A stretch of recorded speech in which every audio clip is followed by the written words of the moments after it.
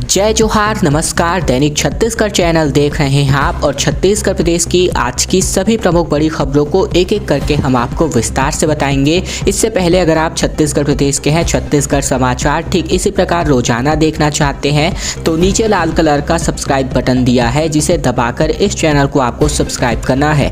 पहली बड़ी खबर आ रही है, छत्तीसगढ़ में 6 और नई तहसीलों का होगा गठन। मुख्यमंत्री भूपेश बघेल ने विधानसभा में इसकी घोषणा कर दी है। छत्तीसगढ़ विधानसभा में चर्चा के बाद 1,12,603 करोड़ और 40 लाख रुपए की राशि का छत्तीसगढ़ विनियोग विधेयक 2022 ध्वनिमत से पारित कर दिया गया। मुख्यमंत्री भूपेश बघेल ने सदन में हुई चर्चा का जवाब देते हुए कहा कि छत्तीसगढ़ की अर्थव्यवस्था देश के पहले स्थापित बड़े राज्यों की तुलना में काफी अच्छी है। इसके अलावा मुख्यमंत्री ने चर्चा के दौरान सदस्यों द्वारा नवीन तहसीलों के गठन की मांग पर सदन में कबीरधाम जिले में पिपरिया और कुंडा, कोरिया जिले में बचरा पौड़ी, बलरामपुर में चलगली, इसके अलावा जांजगीर चांपा जिले में हसौद और मुंगेली जिले में सरगांव में तहसील के गठन की घोषणा की। उन्होंने पत्रकारों को अधिमान्यता के नवीनीकरण में होने वाली व्यावहारिक कठिनाइयों को देखते हुए अधिमान्यता नियम में संशोधन करने तथा अगले कैलेंडर वर्ष से पत्रकारों की अधिमान्यता का नवीनीकरण 2 वर्ष करने की घोषणा की है। इसके अलावा बात करें तो मुख्यमंत्री ने आर्थिक स्थिति की जानकारी दी। इसके अलावा बात करें तो मोहला मानपुर चौकी जो नवगठित जिला है, साथ ही साथ सक्ती हो गया, सारंगढ़ बिलाईगढ़ हो गया, साथ ही साथ मनेन्द्रगढ़ जिला हो गया, तो इसके लिए 1100 नवीन पदों तथा 11 नवीन अनुविभागीय कार्यालयों के लिए 37 पदों का प्रावधान किया है। बजट में अनुसूचित जाति एवं जनजाति वर्ग के विद्यार्थियों के लिए संचालित भवन विहीन जो छात्रावास आश्रम है, इनके लिए 106 भवनों के निर्माण के लिए 50 करोड़ रुपए का प्रावधान किया गया है। और अब बात राजधानी में संविदा विद्युत कर्मचारियों के बारे में, जो कि अर्धनग्न होकर के प्रदर्शन कर रहे हैं। बोले खाली पदों पर हमें ही किया जाए नियुक्त। बिजली कंपनी के खिलाफ 12 दिनों से इनका आंदोलन लगातार जारी है। छत्तीसगढ़ में अब संविदा विद्युत कर्मचारियों ने Chhattisgarh state power distribution company limited यानी कि CSPDCL के खिलाफ मोर्चा खोल दिया है। इसके अलावा बात करें तो राजधानी में बड़ी संख्या में संविदा विद्युत कर्मचारियों ने कंपनी और राज्य सरकार के खिलाफ अर्धनग्न होकर प्रदर्शन किया है। कर्मचारियों ने यहां जमकर नारेबाजी की है। छत्तीसगढ़ संविदा विद्युत कर्मचारी संघ के बैनर तले पिछले 12 दिनों से रायपुर के धरने स्थल में कर्मचारियों का प्रदर्शन लगातार चल रहा है। इसके अलावा बात करें तो बीते दिन इनके आंदोलन का 13वां दिन था और ऐसे में तकरीबन 1000 से भी अधिक कर्मचारियों ने अर्धनग्न होकर प्रदर्शन किया। इनकी मांग है कि इन्हें कंपनी में नियमित किया जाए। इसके अलावा जो पद खाली है उन्हें भी इन्हें परमानेंट नियुक्ति दी जाए। साथ ही कंपनी से ठेका प्रथा भी खत्म की जाए। इससे हमें काफी परेशानियों का सामना करना पड़ रहा है। पिछले दिनों कर्मचारियों ने कंपनी के दफ्तर में भी जाकर विरोध किया था, मगर बात नहीं बनी है और इसीलिए बीते दिन कर्मचारियों ने अलग तरीके से ही प्रदर्शन किया और इनका कहना है कि हमारी मांगे जब तक पूरी नहीं हो जाती तब तक हम अपना प्रदर्शन जारी रखेंगे। और अब बात कलेक्ट्रेट का गेट तोड़कर घुसे प्रदर्शनकारी। सुकमा में सर्व आदिवासी समाज का आरोप है कि कलेक्टर हमारी समस्या सुनते ही नहीं, इसीलिए इन्हें हटाया जाना चाहिए। दरअसल बात कर रहे हैं छत्तीसगढ़ के सुकमा जिले की, जहां पर बीते दिन हजारों लोग कलेक्ट्रेट का गेट तोड़कर अंदर घुस गए। इन लोगों को आरोप है कि कलेक्टर विनीत नंदनवार उनकी समस्याएं नहीं सुनते हैं। इनके विरोध में सर्व आदिवासी समाज के लोगों ने उन्हें हटाने की मांग को लेकर आंदोलन शुरू कर दिया। जब हजारों की भीड़ कलेक्ट्रेट की ओर बढ़ी तो पुलिस भी उन्हें रोक नहीं पाई। गांव वालों ने कलेक्ट्रेट के मेन गेट को ही तोड़ दिया और कलेक्ट्रेट परिसर में जमकर नारेबाजी की। सर्व आदिवासी समाज के लोगों ने कहा कि 11 मार्च को हमारे समाज के कुछ सदस्य कलेक्टर से मिलने पहुंचे थे। उम्मीद की गई थी कि कलेक्टर उनकी परेशानी सुनेंगे, लेकिन काफी देर तक इंतजार करने के बाद भी कलेक्टर विनीत नंदनवार उनसे नहीं मिले और इसके बाद से जिले के कई गाँवों के लोगों में काफी ज्यादा आक्रोश है। इसके अलावा बीते दिन की बात करें, जहाँ पर कोया, गोंड, मुरिया, माड़िया, धुरवा, कलार और धाकड़ गांव समेत सर्व आदिवासी समाज के लोग इकट्ठा होकर उन्हें हटाने की मांग को लेकर आंदोलन पर उतर आए। जैसा कि आप सभी इस वीडियो में देख सकते हैं इस रैली की विकरालता को। भूजल अधिनियम का जल्द शुभारंभ हो सकता है। भूजल पर छत्तीसगढ़ बनाएगा अपना कानून। छोटे से लेकर के मध्यम उद्योगों को पानी संकट से मिल सकती है राहत। दरअसल वर्ल्ड ग्राउंड वाटर डे पर प्रदेश के लिए एक अच्छी खबर है। छत्तीसगढ़ में जल्द ही सरकार भूजल के इस्तेमाल और प्रबंधन को लेकर अपनी एक अलग भूजल अधिनियम लाने जा रही है। इसका मकसद प्रदेश में भूजल के स्तर को सुधारना है। बिल के जरिए छोटे और मंझोले आकार के उद्योगों और व्यावसायिक संस्थानों को राहत मिलेगी। प्रदेश में 2019 2019 से ही भूजल अधिनियम पर कवायद हो रही है। कोरोना लॉकडाउन के कारण देरी हुई। दरअसल प्रदेश में अभी भी भूजल पर केंद्रीय अधिनियम ही लागू माना जाता है। केंद्रीय भूजल कानून लागू होने की वजह से अभी कमर्शियल इस्तेमाल जैसे कि मॉल, नर्सिंग होम, औद्योगिक इस्तेमाल की मंजूरी केंद्रीय भूजल बोर्ड के प्राधिकरण से ही लेनी पड़ती है और इससे मिलने वाला राजस्व भी केंद्र के ही खाते में चला जाता है। बिल लागू होने के बाद इसके जरिए मिलने वाला पैसा प्रदेश के खाते में जाएगा और इतना ही नहीं, मंजूरी के लिए भी केंद्रीय दफ्तर के चक्कर नहीं काटने पड़ेंगे। मिली जानकारी के अनुसार ग्राउंड वाटर बिल में भूजल को प्रदूषित करने वालों पर भी सख्ती का प्रावधान होगा, यानी कि भूजल को प्रदूषित करने वालों को सजा दी जाएगी और भूजल बिल का ड्राफ्ट लगभग तैयार हो चुका है। इसकी प्रक्रिया अंतिम चरण में है। अप्रैल के मध्य तक इसका मसौदा फाइनल हो जाएगा और विधानसभा के अगले सत्र में ये बिल पेश होने की उम्मीद भी जताई जा रही है। छत्तीसगढ़ विधानसभा का बजट सत्र 3 दिन पहले हुआ खत्म। 22 साल में अब तक का सबसे छोटा बजट सत्र हुआ। इस बार 10 बैठकों में 72 घंटे 45 मिनट ही हो पाया काम। दरअसल छत्तीसगढ़ विधानसभा का बजट सत्र प्रस्तावित समय से 3 दिन पहले ही खत्म हो गया।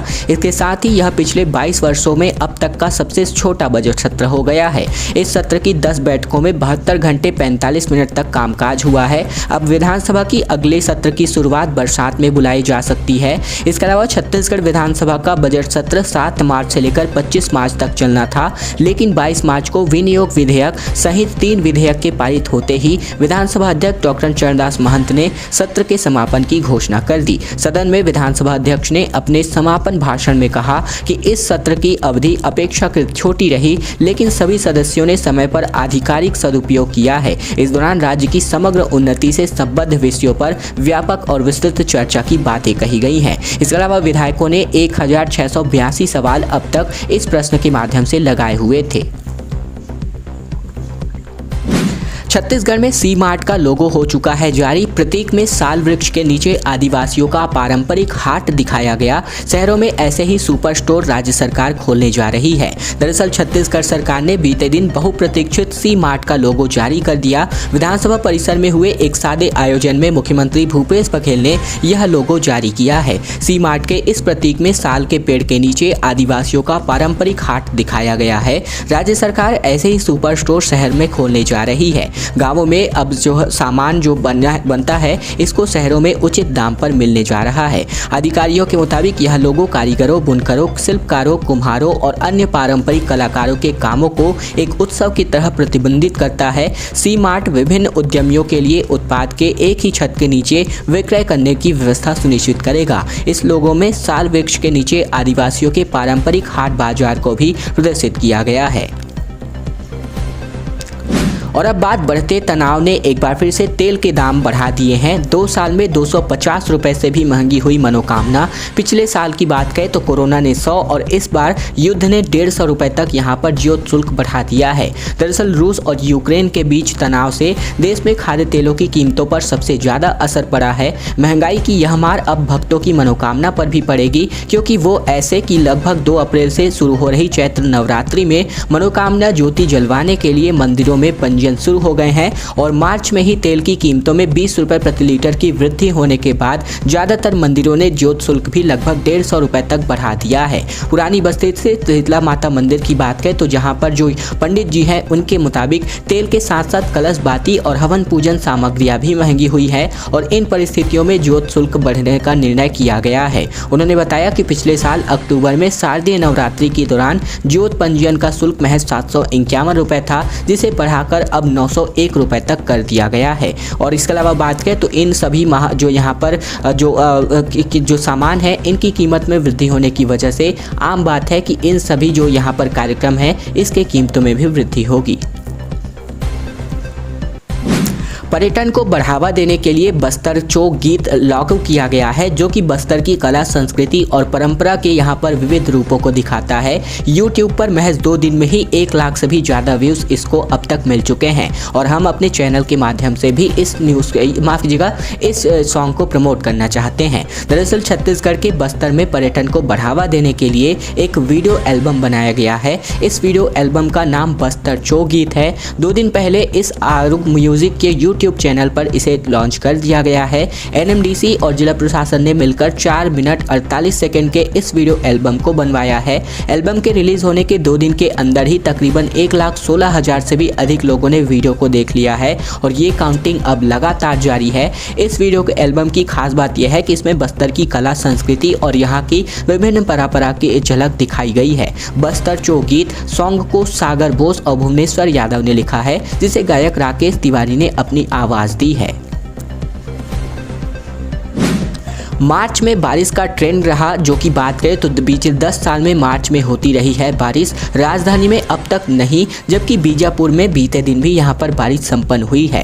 मार्च के महीने की बात करें तो पिछले 10 सालों में छत्तीसगढ़ के अलग अलग इलाकों में बारिश होती रही है, लेकिन इस बार बहुत कम बारिश हुई है। इसके अलावा बात करें तो बस्तर संभाग में तेज बारिश सोमवार को हुई है। इसके अलावा राजधानी रायपुर में भी एक दिन भी बारिश नहीं हुई है। मंगलवार को बात करें तो बस्तर में भी बारिश की संभावना थी और वहां पर भी लगभग छिटपुट वर्षा हुई है अलग अलग स्थानों पर। लेकिन बात करें तो मौसम विभाग के अनुसार दक्षिण व उत्तर छत्तीसगढ़ में अलग अलग दिशाओं से हवाएं आ रही है और बात करें तो कहीं पर गर्मी तो कहीं पर जो यहाँ पर बारिश है वो हो रही है। साथ ही साथ पिछले 24 घंटे की बात करें तो राजधानी समेत कुछ इलाकों में तापमान 1 से 2 डिग्री तक बढ़ा था और ऐसे में राजधानी का अधिकतम तापमान 39 डिग्री के आसपास रिकॉर्ड किया गया था। बदलते हुए मौसम ने प्रदेश में लू की स्थिति को टाला है और होली के पहले तक की बात करें तो प्रदेश के कुछ इलाकों में दिन का अधिकतम तापमान 40 डिग्री तक पहुंच गया था और अब तापमान इससे नीचे आ गया है। और अब बात कर लेते हैं किसान शिव मंगल, जिनके द्वारा एक शानदार प्रयोग किया गया है जो हम अपने चैनल के माध्यम से दिखाना चाहते हैं। बैगनी रंग के पत्ता गोभी की खेती करके इनको जो है मालामाल हुआ, जबकि जमकर की बिक्री हुई, स्वाद भी लाजवाब है। दरअसल इस वक्त आप अभी जो तस्वीर देख रहे हैं वो आमतौर पर आपने आज तक हरे रंग की ही पत्ता गोभी देखी और खाई होगी, लेकिन बलरामपुर जिले में बैगनी रंग के पत्ते गोभी की खेती हो रही है। सूरजपुर के डांड खड़ुआ के रहने वाले किसान ने अपने खेत में बैगनी रंग के पत्ता गोभी की खेती की है, जो बहुत जल्द आपके किचन तक भी पहुंचने वाली है। इस गोभी से न सिर्फ आपकी सेहत ठीक होगी बल्कि आपके खाने का स्वाद भी बढ़ेगा। यह है बैगनी पत्ता गोभी। हरे रंग की पत्ता गोभी के बीच यह कोई संयोग नहीं बल्कि एक प्रयोग है। बलरामपुर के एक किसान की दहा पर राजपुर के जो विकास खंड के डांड खोडुआ के रहने वाले जो किसान से मंगल यादव है, इन्होंने अपनी 1 एकड़ भूमि में कृषि विभाग के सहयोग से बैगनी रंग की पत्ता गोभी की खेती की है।